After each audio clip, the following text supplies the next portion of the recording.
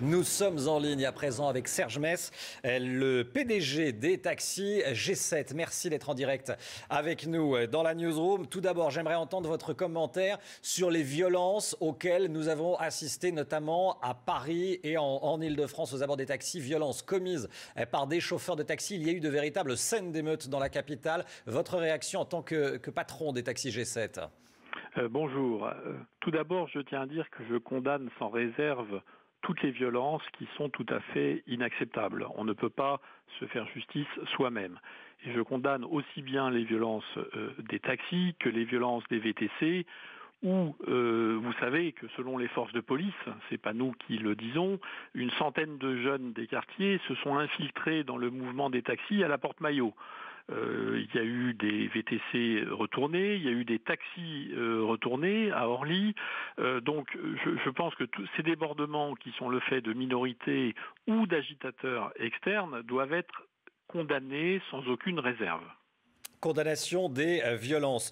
Yves Jégo était sur notre antenne, député UDI de Seine-et-Marne. Il demande une libéralisation du secteur, que l'État rembourse les licences et que votre secteur soit libéralisé, qu'il y ait en clair du travail pour tout le monde, les VTC, les taxis et Uber Pop. Qu'est-ce que vous lui répondez ? Que c'est totalement hors sujet. Le problème n'est pas la libéralisation, puisque vous savez que depuis la loi dite Thévenoud, qui est en vigueur depuis le 1er janvier 2015, il y a deux régimes, les taxis et les VTC, et les VTC sont déjà libéralisés, puisqu'il n'y a aucun numerus clausus, ni aucun maximum au nombre de VTC. Donc le sujet n'est pas de libéraliser, c'est déjà libéralisé. Le sujet est que pour être transporteur, ce que dit cette loi, c'est qu'il faut être ou bien un taxi ou bien un VTC, et que des particuliers qui ne payent aucune charge sociale ni aucune charge fiscale ne peuvent pas exercer la profession de chauffeur de taxi ou de chauffeur de VTC, de même que des particuliers ne peuvent pas faire du travail au noir, ne peuvent pas ouvrir de pharmacie, ne peuvent pas faire de la médecine, ou ne peuvent pas s'improviser coiffeur sans pour autant payer des charges sociales et des charges fiscales. Donc c'est hors sujet. Le vrai sujet est de ne pas laisser se développer en France une économie au noir. Mais vous n'avez pas l'impression de vous battre contre des services qui se passent sur Internet et qui vont être extrêmement difficiles à combattre ?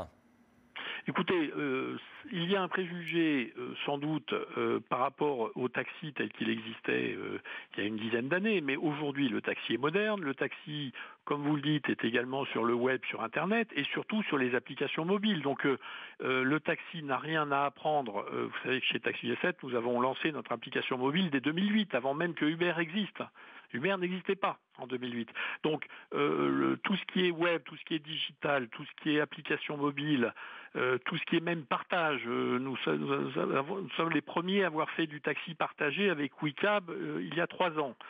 Donc là-dessus, les taxis n'ont pas de leçons à recevoir, si ce n'est que les taxis doivent continuer à améliorer leur qualité de service pour offrir toujours un meilleur service aux consommateurs. Et là, c'est vrai qu'on n'y est pas tout à fait, qu'il faut qu'on continue à œuvrer pour améliorer la qualité de service.